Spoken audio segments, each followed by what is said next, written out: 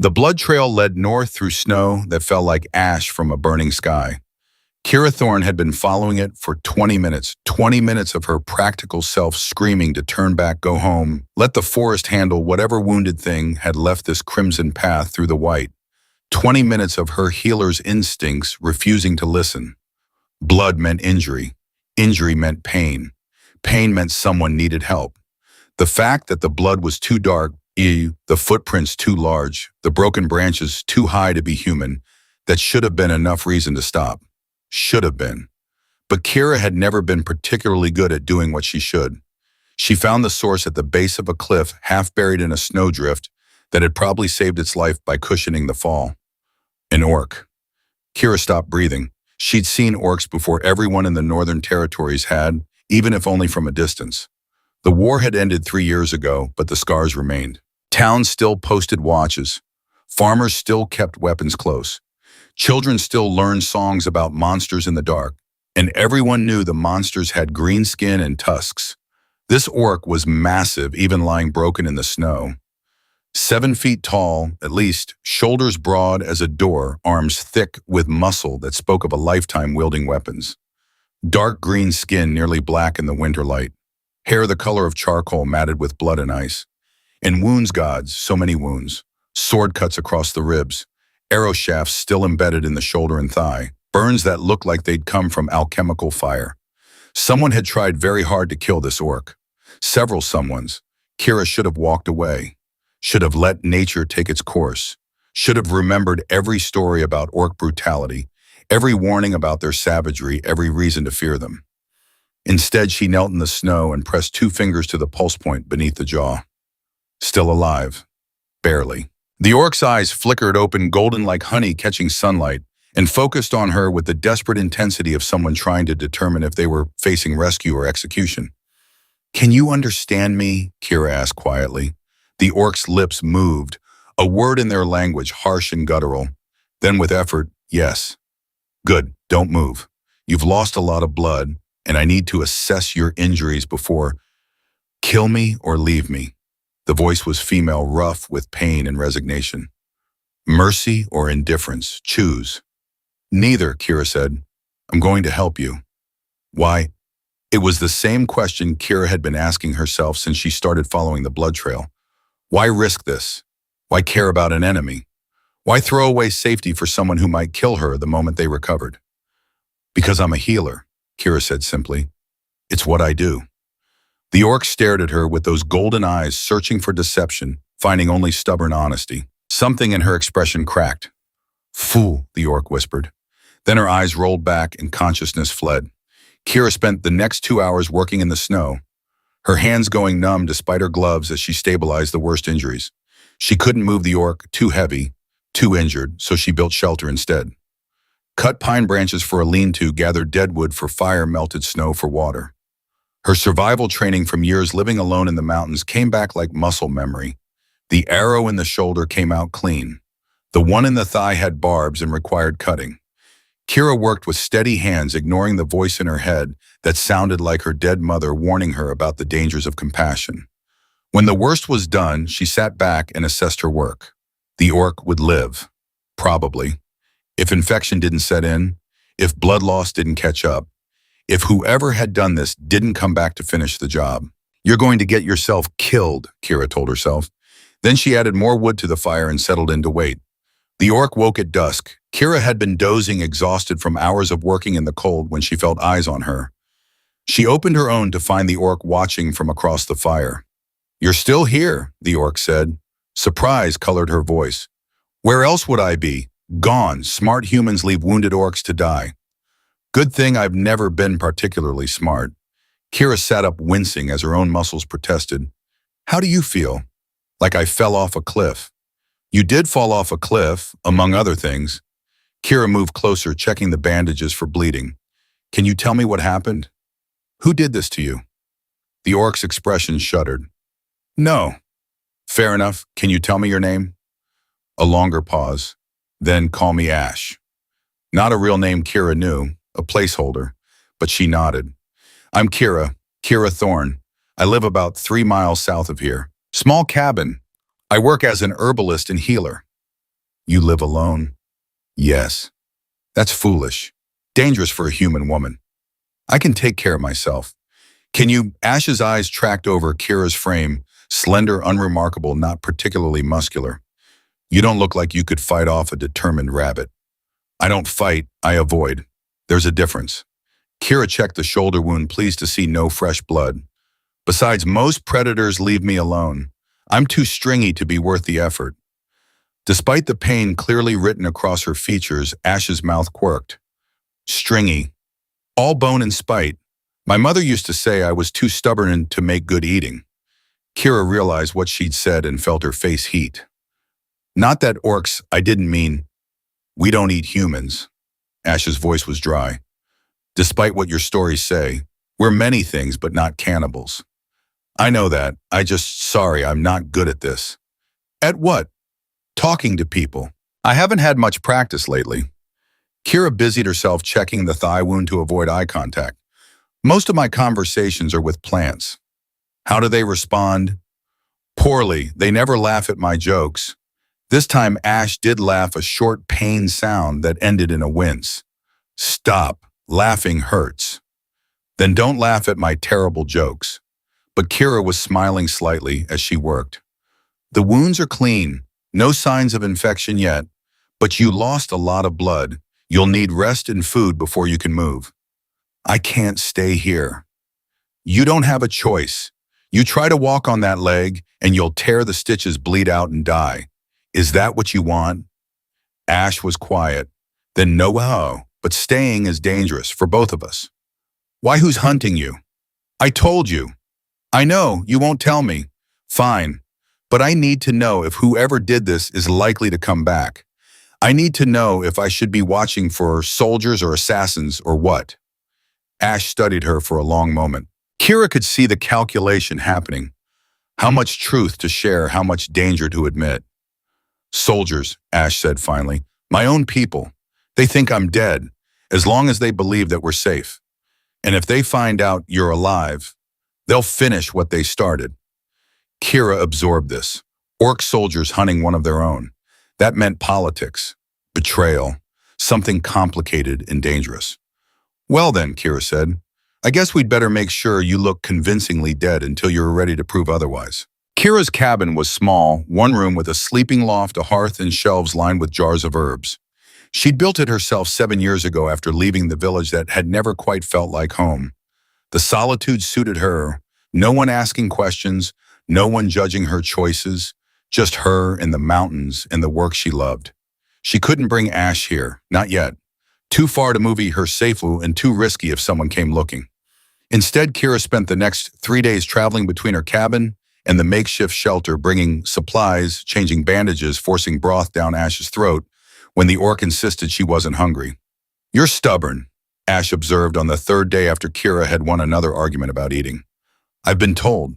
It's a compliment. Among my people, stubbornness is a virtue. Among mine, it's considered difficult. Kira cleaned the wound on Ash's ribs, pleased to see healthy tissue forming. My mother used to say I argued with the sunrise. Did you win? Sometimes the sunrise is surprisingly flexible if you're persistent enough. Ash smiled a real smile this time, not the pained grimace Kira had seen before. It transformed her face completely, softening the harsh angles, making her look younger. Less like a warrior and more like a person. Tell me about your mother, Ash said. Kira paused, caught off guard. Why, because you've mentioned her twice now, and because I'm bored and healing is tedious and you're the only entertainment available. I'm not entertaining. You argued with the sunrise. That's moderately entertaining. Fair point. Kira settled back against a log, organizing her thoughts. She was a healer too, Kira said. Best in the Northern Territories. People traveled for days to see her. She could cure things other healers gave up on. Had this way of knowing exactly what was wrong just by looking at someone. She smiled slightly. She saved my life when I was 6. Fever that should have killed me. She stayed up for 3 days straight, wouldn't let me die. After that, I knew what I wanted to be. And your father, soldier, died in the war. The human-orc war, I mean. Kira said it matter-of-factly, watching Ash's reaction. Ash's expression went carefully neutral. I'm sorry. Don't be. You didn't kill him, and he made his choices same as everyone. Kira checked the bandages on Ash's shoulder. My mother died 2 years later. Different sickness. I couldn't save her. Tried everything I knew and it wasn't enough. How old were you? 17. Old enough to inherit her practice. Too young to know what I was doing. Kira's hands stilled on the bandages. I made mistakes. Lost patients I should have saved. The village started to lose faith in me. Figured if I couldn't save my own mother, how could I save them? So you left. So I left. Built this cabin, grew my own herbs, treated the occasional traveler who needed help. It's a quiet life, simple, but it's mine. They sat in silence for a moment. Then Ash said, "Your mother would be proud of you." Kira looked up surprised. "Why do you say that?" "Because you're here helping an enemy, risking everything for someone you have every reason to hate. That's the work of a real healer, someone who sees past fear to the person underneath." Something warm unfolded in Kira's chest. "Thank you." "Don't thank me, I'm being selfish. If you were anyone else, I'd be dead. If I were anyone else, I wouldn't be here." On the fifth day, Ash asked the question Kira had been dreading. "Why aren't you afraid of me?" They were sitting by the fire. Ash was strong enough now to sit up without help, though standing was still beyond her. Kira was preparing a poultice for the burned yarrow and comfrey mixed with honey. "Who says I'm not afraid?" Kira replied without looking up. "You don't act afraid. You turn your back on me. Get close enough that I could kill you easily. Sleep within arm's reach. Should I be afraid?" "Most humans would be. I'm an orc, a warrior. We're supposed to be monsters in your stories." Kira set down the mortar and pestle. "You want honesty?" "Always." "I am afraid, a little. You're much stronger than me, much larger. And I don't really know anything about you except that you fell off a cliff and your own people tried to kill you." She met Ash's golden eyes. "But I'm also a healer. And healers work with fear every day. Fear that we'll make the wrong choice. Fear that we'll lose a patient. Fear that we're not good enough. If we let fear stop us, we'd never help anyone." "That's very practical." "I'm a very practical person. Fear is useful, it keeps you alive. But it's not useful if it keeps you from doing what's right." Ash was quiet for a long moment. Then, "I'm not used to humans like you." "What kind of humans are you used to? The kind who shoot first and ask questions later. The kind who see green skin and assume monster. The kind who—" She trailed off, something dark passing across her features. "The kind who killed your father," Kira guessed quietly. Ash's head snapped up. "I didn't say—" "You didn't have to. I recognize grief. It looks the same in everyone, regardless of species." Kira returned to mixing the poultice. "You don't have to tell me, but I'm here if you want to." Another long silence. Then Ash began to speak, her voice low and careful. "My father was a general, high-ranking, respected. He believed the war was wrong, that humans and orcs were wasting lives on old grudges and pride. He tried to negotiate peace, tried to convince the War Council to consider treaties instead of battles. What happened? They called him a traitor, said he'd been corrupted by human sympathies, accused him of weakness." Ash's hands clenched into fists. "They executed him for treason. Publicly. Made an example of him." Kira's heart clenched. "Gods, Ash, I'm so sorry." "I was there, 17 years old, watched them kill my father for the crime of wanting peace." Ash's voice was flat, emotionless in the way of old pain. "After that, I became what they wanted. A perfect soldier, ruthless, efficient, loyal. I buried everything my father taught me and became a weapon. Until 3 years ago, the war ended, peace came, and I realized my father had been right all along. All those deaths, all that suffering, it had been pointless. We could have stopped years earlier if people had just listened to voices like his." Kira applied the poultice gently to Ash's burns. "Is that why your own soldiers tried to kill you, because you started speaking against the war?" "No, because I refused to start a new one." Ash winced as the medicine stung. "There are orcs, powerful ones, who profited from the war, who missed the glory and the power it brought them.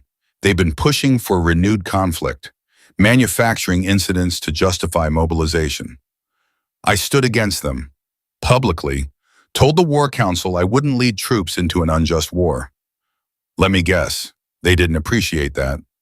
They called me a coward, a traitor like my father. When words didn't work, they tried assassination. Ash gestured to her wounds. This was the third attempt. First time they nearly succeeded. How did you escape? Barely. They ambushed me on a mountain pass. I fought, but they had numbers. When I realized I couldn't win, I jumped. She smiled grimly. Better to die on my own terms than theirs. Didn't expect to survive the fall. And you didn't expect a foolish human to find you and patch you up. No, that was thoroughly unexpected. Ash caught Kira's hand, stopping her work. You do understand what you're risking. If they find out you helped me, then they find out. I've made my choice. You barely know me. I know enough. I know you lost your father for believing in peace. I know you refused to start an unjust war. I know someone wanted you dead badly enough to ambush and murder you. Kira squeezed Ash's hand. That's enough to know you're worth helping. Ash stared at her. Then very quietly, you're either the bravest person I've ever met or the most foolish. Can it be both? Despite everything, Ash laughed. Yes, I suppose it can. By the second week, Ash could walk with support. By the third, she could manage short distances alone, though she still tired easily. The wounds were healing cleanly. Kira's medicines and constant care had prevented infection, though the scars would be impressive. They'd fallen into an easy routine. Kira would arrive at dawn with food and fresh bandages. She'd check Ash's injuries, change dressings, force her to eat more than she wanted. Then they'd talk about everything and nothing. Kira's work with herbs, Ash's childhood in the war camps, the strange birds that migrated through these mountains, the best way to make tea from pine needles. Kira found herself looking forward to these visits in a way that had nothing to do with medical duty and everything to do with the way Ash listened when she talked. Really listened like her words mattered. The way Ash's rare smiles felt like gifts. The way conversation flowed between them with increasing ease despite their different worlds.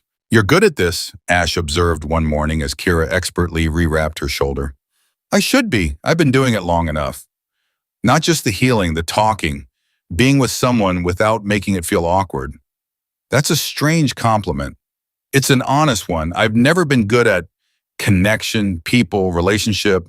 I'm better with strategy and combat. Things that have clear rules. People have rules too. They're just more complicated. Exactly. Which is why I prefer fighting.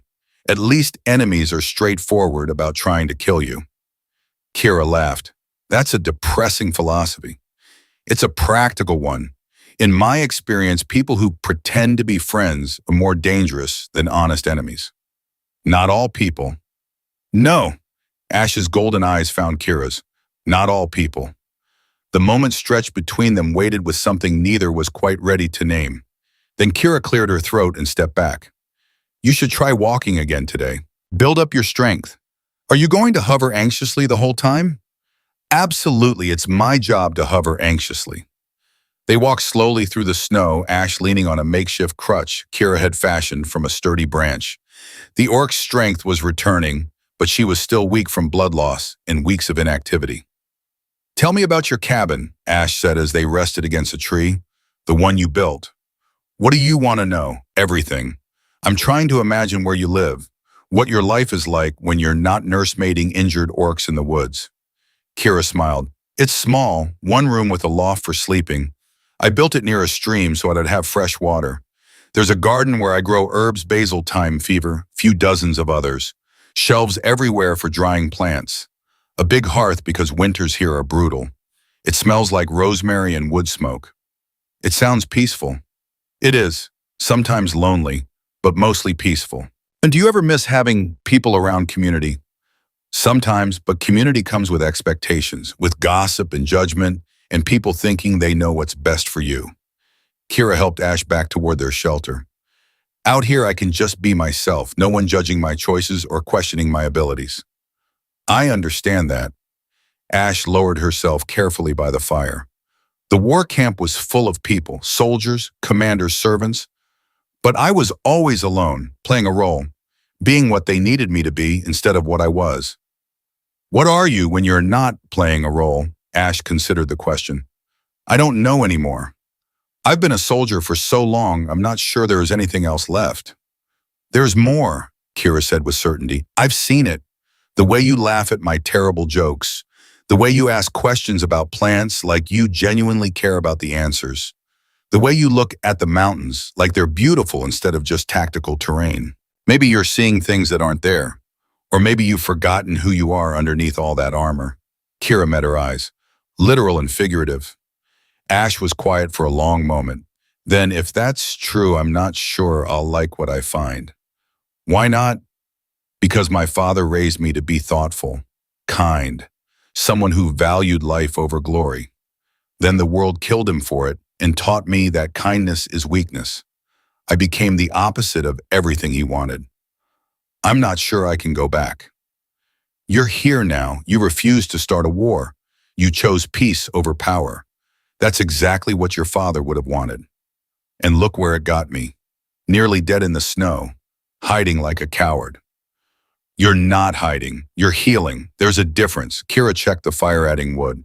And you're not a coward. You stood against people more powerful than you because it was right. That's the definition of courage. Or stupidity. Those are often the same thing. Ash smiled despite herself. You have an answer for everything. Not everything, just most things. It's a gift. It's annoying. Can it be both? They both laughed, and Kira felt that same warm unfurling in her chest. This thing growing between them, friendship connection, something more, it terrified and delighted her in equal measure. On the fourth week, Kira arrived to find Ash standing without support, moving through what looked like combat forms.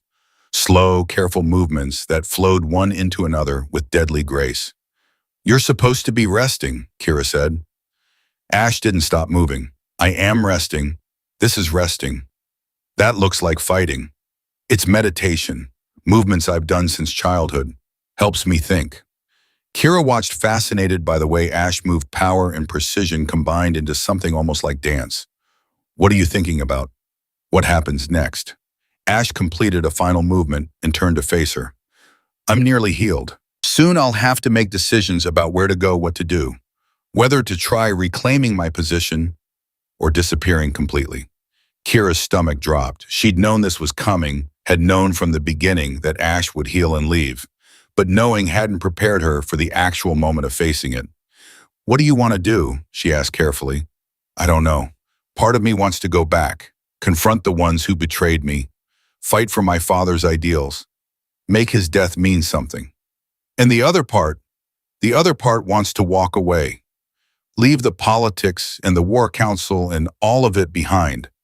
Find somewhere quiet and peaceful and just exist, without the weight of responsibility or the fear of assassination.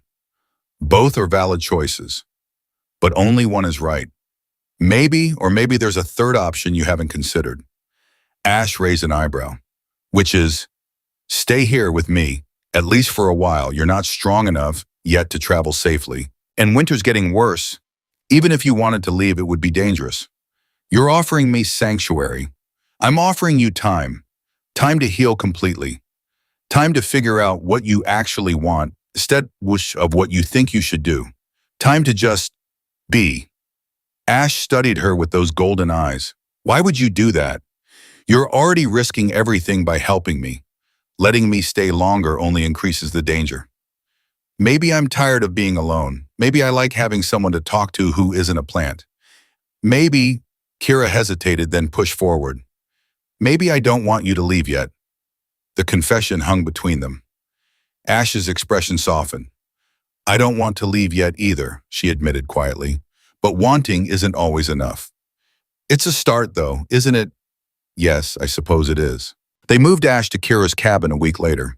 The journey took most of a day. Ash was stronger, but still needed frequent rests. By the time they reached the cabin, the sun was setting and snow had started falling again. It's smaller than I imagined, Ash said, looking at the humble structure. I told you it was small. No, it's perfect. It's exactly what you described. Ash ducked through the doorway and looked around with genuine interest, taking in the dried herbs hanging from the rafters, the neat shelves of medicines, the well-worn furniture that spoke of years of careful use. It smells like you. Kira felt her face heat. like rosemary and wood smoke, like safety. The comment landed in Kira's chest like a stone in still water, sending ripples through everything. She busied herself starting a fire to cover her reaction. "You can have the loft," she said. "I'll sleep down here by the hearth. I'm not taking your bed. You're still recovering. You need proper rest. Besides, you won't fit on the floor comfortably. You're nearly 7 feet tall. And you're what, 5'5". You won't be comfortable either." "I'll be fine. I'm used to making do." They argued about it for 20 minutes before compromising they'd share the loft separated by a curtain Kira fashioned from spare fabric. It was strange and intimate and made Kira's heart race in ways she couldn't quite examine. The first night in the cabin together was awkward. They moved around each other like dancers, learning new choreography, hyper-aware of every proximity, every accidental touch. But by the third night it felt natural, normal, like Ash had always been there. They developed routines. Kira would wake early to check her snares and tend the garden. Ash would start the fire and prepare tea from the pine needles Kira had shown her how to harvest. They'd eat breakfast together, then Kira would work on her medicines while Ash continued her slow exercises, rebuilding strength and flexibility. Evenings were for talking. They'd sit by the fire and Ash would tell stories about the war camps, the camaraderie between soldiers, the strange traditions, the dark humor that got people through impossible situations. Kira would share memories of her mother's patience, the strange and wonderful things she'd learned about healing, the satisfaction of watching someone recover from illness everyone else thought was fatal. "You miss it," Ash observed one night. "The work, having patience." "I do," Kira admitted. "There's purpose in it, making a difference. Here I mostly just treat myself when I'm clumsy and occasionally help travelers. It's not the same." "Why don't you go back to the village?" "Because going back means admitting I failed.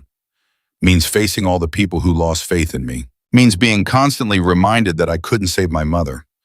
Kira poked at the fire. "It's easier to stay here." "Easier, but not happier." "No, not happier." Kira looked at Ash. "What about you? Do you miss being a general?" "I miss having purpose, clear objectives, knowing what I was supposed to do even when it was difficult." Ash flexed her shoulder, testing the healing wound. "But I don't miss the killing. Don't miss watching young soldiers die for politics they didn't understand. Don't miss being expected to see people as expendable assets instead of lives worth protecting. Your father would be proud of you for choosing differently. Would he? I became everything he hated. Even if I'm changing now, that doesn't erase years of being exactly what the War Council wanted. People change. That's what makes us different from stone. We can grow and adapt and become better than we were." "You sound like him. My father. He used to say similar things. Then he was a wise man." They fell into comfortable silence watching the fire dance. Outside, wind howled through the mountains, but inside the cabin was warm and safe, and Kira realized she'd never been happier than in this moment.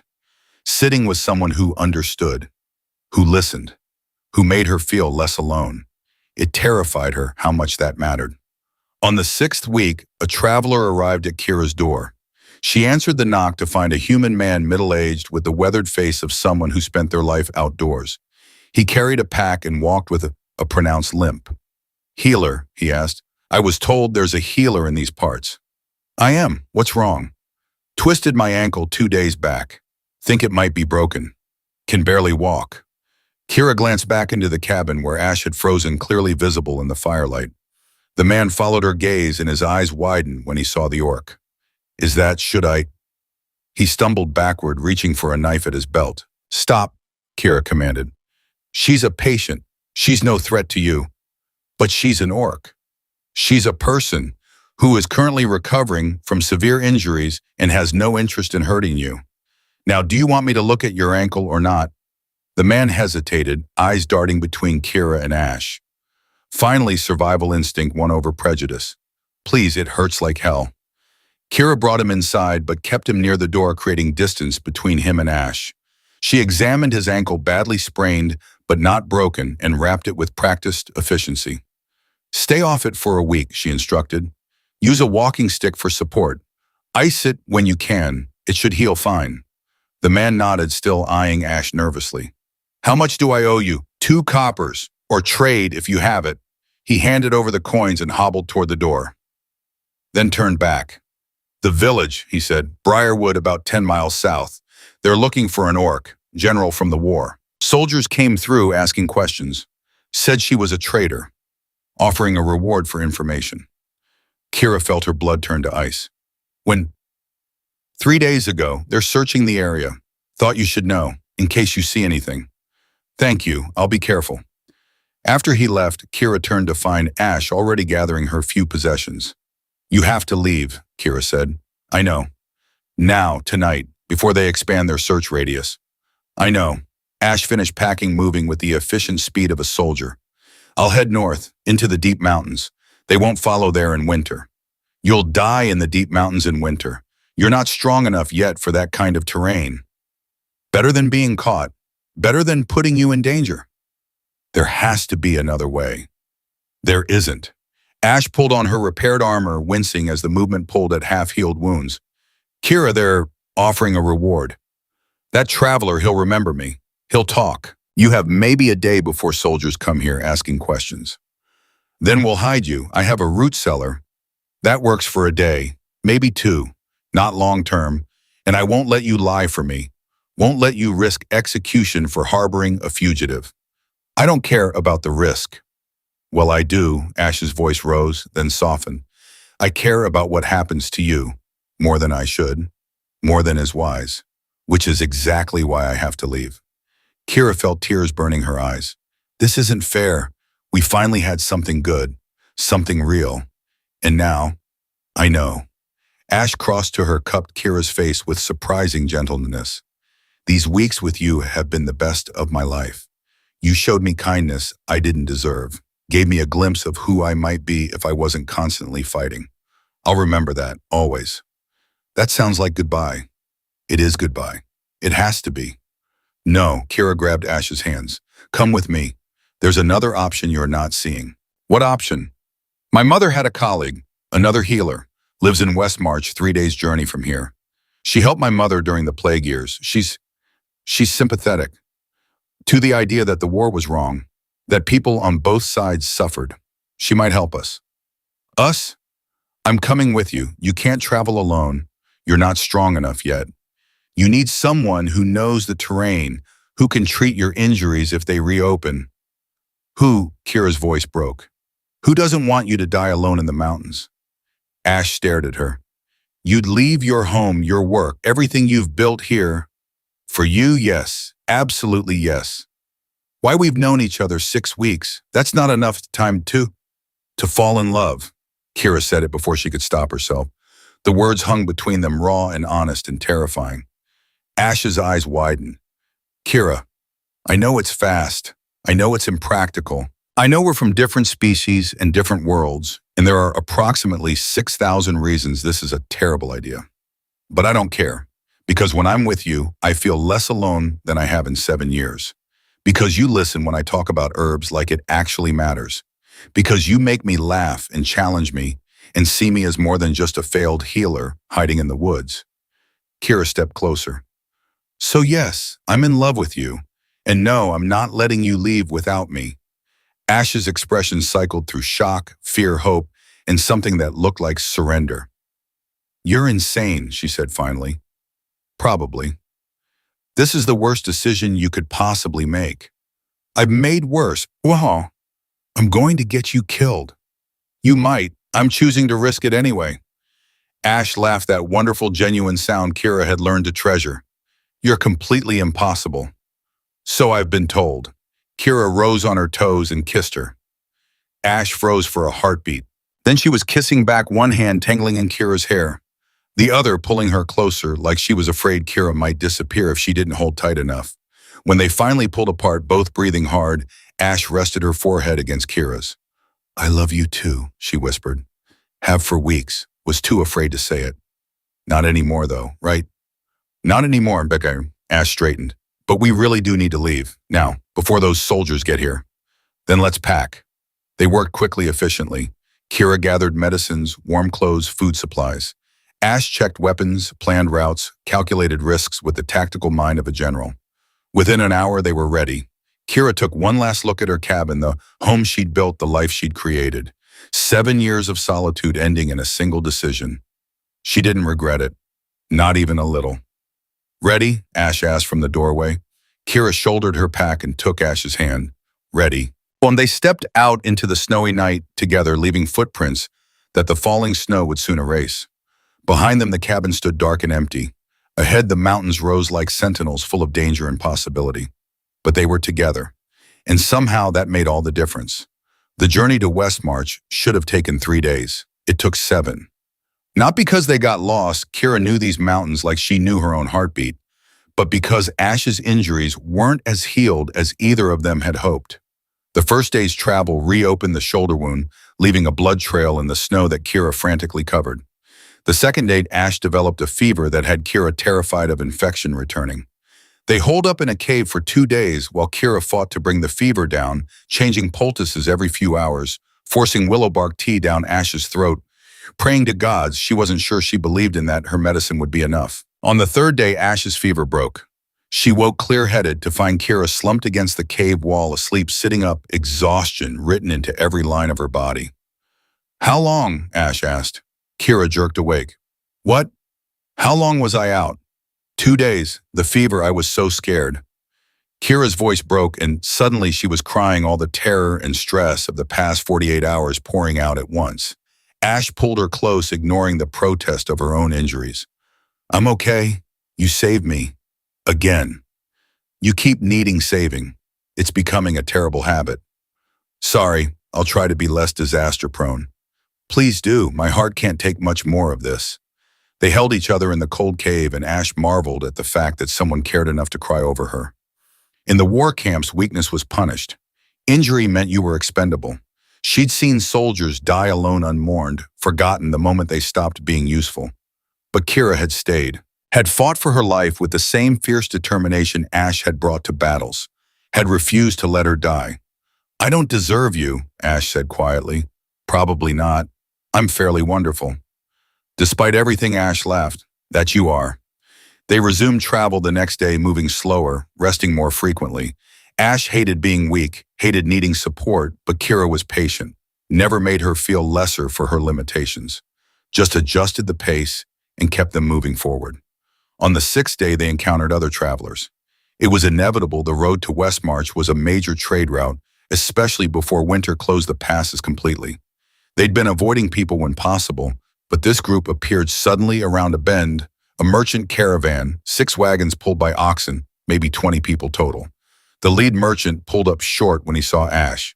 His hand went to the sword at his belt. "That's an orc," he said, as if Kira might not have noticed. "Very observant," Kira replied.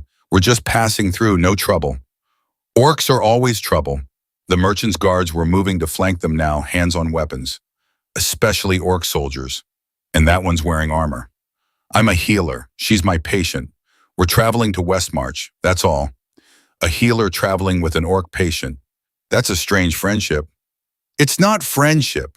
Ash spoke up, her voice cold and authoritative, the tone of someone used to command. "I hired her. She's being paid to keep me alive until we reach our destination." Kira shot her a look, but played along.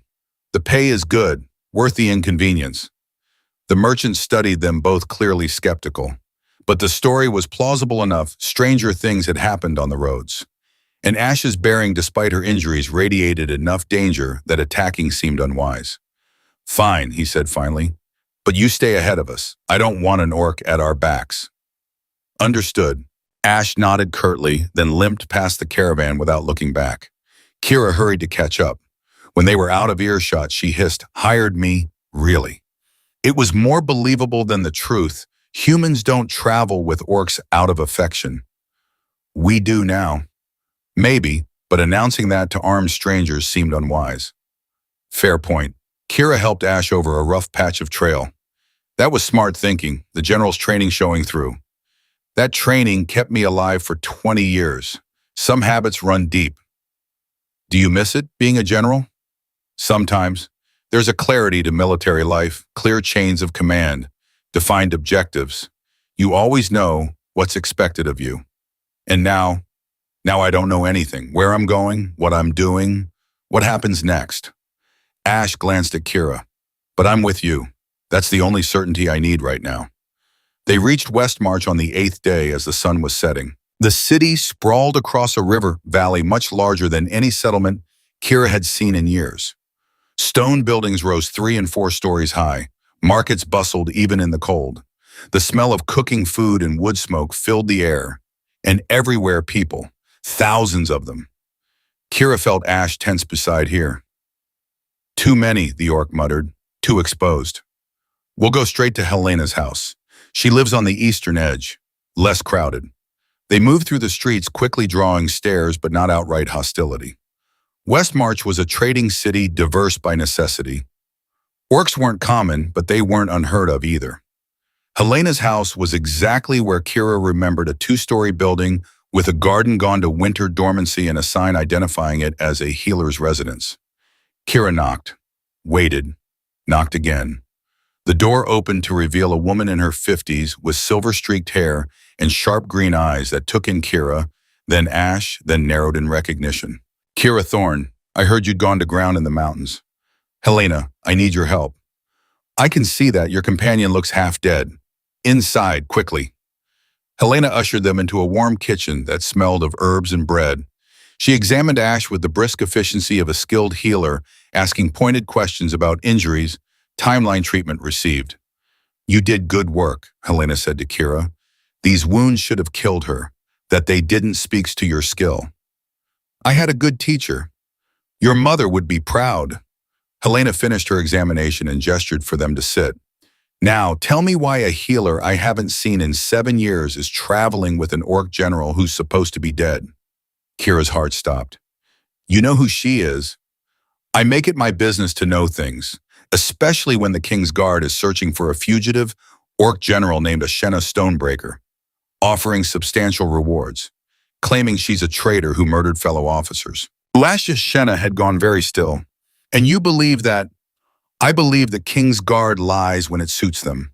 I believe politics makes murderers of men who claim justice.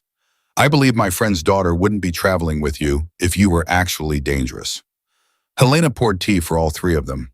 I also believe you're both in more trouble than you realize. What do you mean? Kira asked. The King's Guard isn't just searching the mountains anymore. They've expanded, offering rewards in every city. They want you badly enough to make this public, which means whatever you did, General, it scared someone important. Ashena took the tea with steady hands. I refuse to falsify intelligence reports. Refuse to provide justification for resuming the war. Certain members of the War Council didn't appreciate that. So they tried to have you killed and are now claiming you're the traitor. Classic. Helena sipped her own tea. The question is, what do you plan to do about it? I don't know. Survive. Prove my innocence somehow. Difficult when you're dead, or supposed to be. Helena studied them both. There might be another option. We're listening, Kira said. There's a movement, quiet, growing. People who remember the war, who remember about humans and orcs both. They don't want to see it start again. They've been working in the shadows trying to prevent escalation, passing information, making connections, building peace one relationship at a time. Why haven't I heard of this? Ashena asked. Because it's dangerous. If the war hawks on either side knew it existed, they'd crush it, kill everyone involved and use their deaths to justify exactly what we're trying to prevent. Helena set down her cup. But they could help you, give you sanctuary, get you out of the kingdom entirely if necessary. And what would they want in return? Your story, your testimony. Evidence that the War Council is manufacturing conflicts. You are high-ranking. You have information they need. Ashena was quiet for a long moment. Then I'll do it. Whatever they need. If it prevents more soldiers dying for political games, I'll do it. Good. I'll make contact. It will take a few days to arrange a meeting. Until then, you stay here, both of you. Helena looked at Kira. I assume you're not leaving her. Not a chance. Figured as much. You always were your mother's daughter, stubborn to the point of insanity. But Helena smiled when she said it. You'll take the guest room upstairs. I'll tell neighbors you're my niece, visiting from the country. The orc is your patient, hired protection against bandits. Will they believe that? Probably not, but they'll pretend to, which is close enough. The guest room had a real bed the first Kira had slept in for weeks. Ashena eyed it dubiously. It's too soft. I'll take the floor. You're not sleeping on the floor. Your ribs are still healing. Then we share. The bed's large enough. They'd shared sleeping space in the cabin, separated by a curtain. But somehow this felt different, more intimate, more intentional. Kira's heart raced as they settled into the bed, leaving careful space between them. But in the middle of the night, she woke to find that space had disappeared. Ashena was curled around her, one arm draped over Kira's waist, breath warm against her neck. Kira should have moved, should have maintained proper boundaries, should have remembered all the reasons this was complicated. Instead, she laced her fingers through Ashena's and fell back asleep, feeling safer than she had in years. Morning brought reality crashing back. Helena knocked and entered without waiting for a response. We have a problem. Kira sat up quickly, careful not to disturb Ashena. What kind of problem? The King's Guard is in Westmarch. 20 soldiers. They're searching houses, asking about strangers, and they have a description of you both. Ashena was awake instantly, moving to the window. How long do we have? Hours, maybe less. They're working systematically through the Eastern District. They'll reach this house by evening. Then we leave now. Ashena was already pulling on her armor. Wait, Helena held up a hand. There's another option. The meeting I was arranging, I moved it up. They'll see you, but you need to get to the old temple district. Northern edge of the city, there's an abandoned shrine to the war dead. Meet there at noon. Who are we meeting? Kira asked, pulling on her own clothes. People who can help. That's all I can tell you. Now go, use the back alleys. Avoid main streets, and for the love of the gods, try not to get arrested. They left through Helena's back door, slipping into the maze of alleys that connected Westmarch's older neighborhoods. Ashena moved with the fluid grace of a scout, choosing paths that avoided sightlines, keeping them in shadows. You're good at this, Kira observed as they ducked behind a merchant's stall to avoid a patrol. I've spent 20 years not getting killed. You learn to be cautious. They made it to the temple district without incident.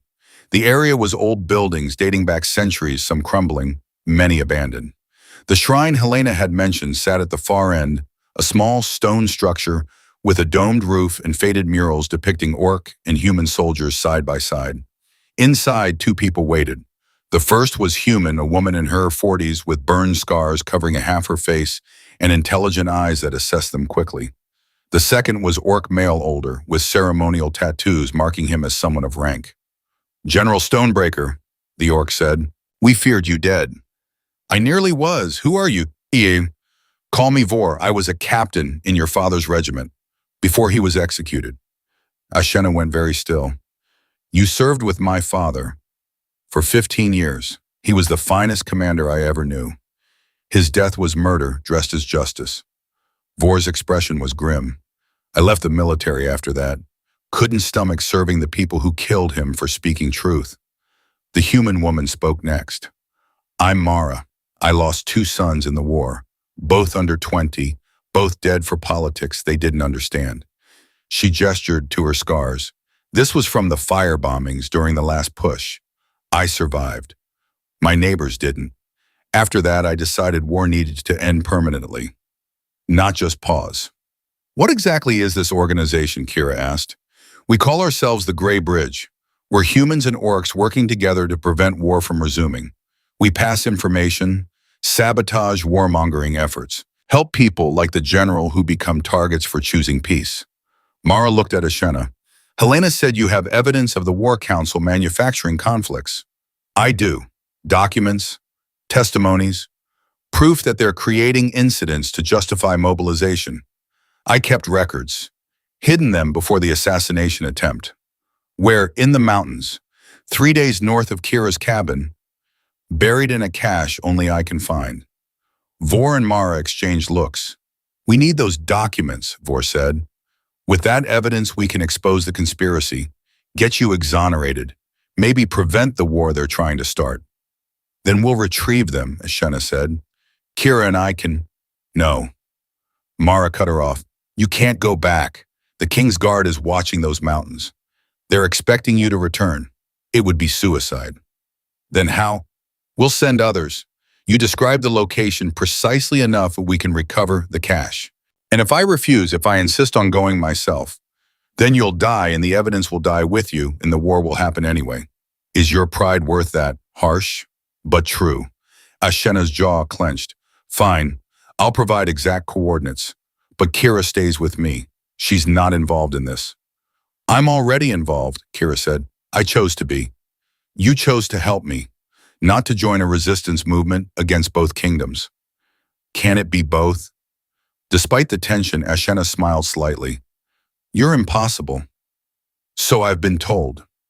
Vor pulled out maps. Ashena spent the next hour describing the cache location in painstaking detail, drawing landmarks, noting distances. She'd hidden the documents well. Even with perfect directions, recovering them would be challenging. We'll need 3 weeks, Vor said finally. Maybe 4. Winter conditions will slow us down. And what do we do for 3 weeks? Kira asked. Hide, Mara said bluntly. We have safe houses, places the guard won't look. You'll need to stay out of sight until we can build a case strong enough to expose the conspiracy. Hiding for weeks, how thrilling. Ashena's tone was dry. Better than dying gloriously, unless glory is more important than results. Ashena had no argument for that. The safe house was a farmstead 2 days north of Westmarch, owned by a couple who'd lost everything in the war and now quietly supported the Grey Bridge. The husband, Marcus, was missing an arm, taken by an orc blade during the final battles. His wife, Shauna, had lost siblings on both sides, having married into an orc clan before the war divided families. They welcomed Ashenia and Kira without judgment, setting them up in a small cottage at the edge of their property. Stay as long as needed, Shauna said. We know what it's like to be caught between worlds. The cottage was simple but comfortable. 1 room with a hearth, a bed, a table. Kira and Ashena settled in with the strange domesticity of 2 people forced into proximity by circumstance. Except it wasn't just circumstance anymore. Was it? I've been thinking, Ashena said on the 3rd night as they prepared for bed, about what happens after.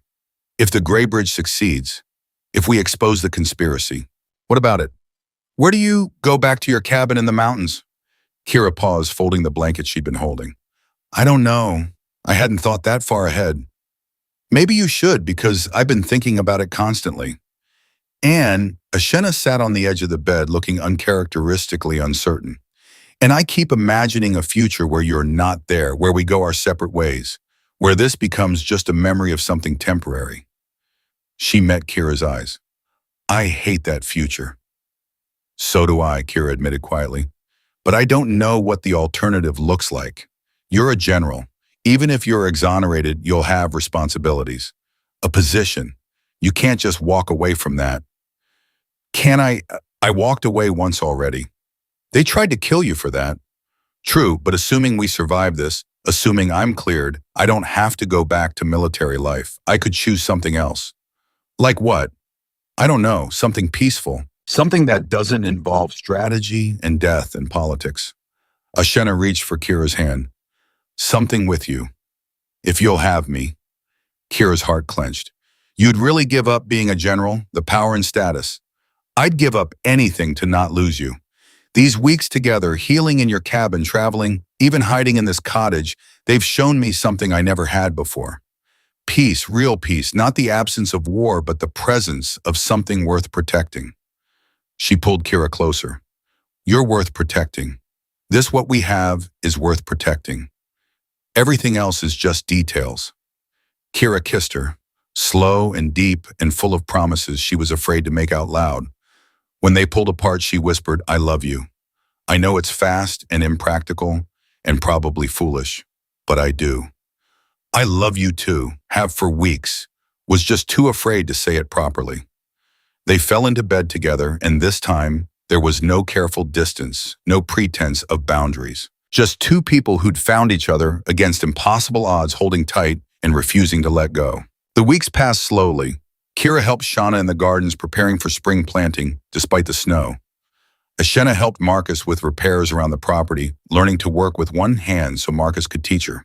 They fell into rhythms, morning walks through the snow, afternoon work, evening conversations by the fire.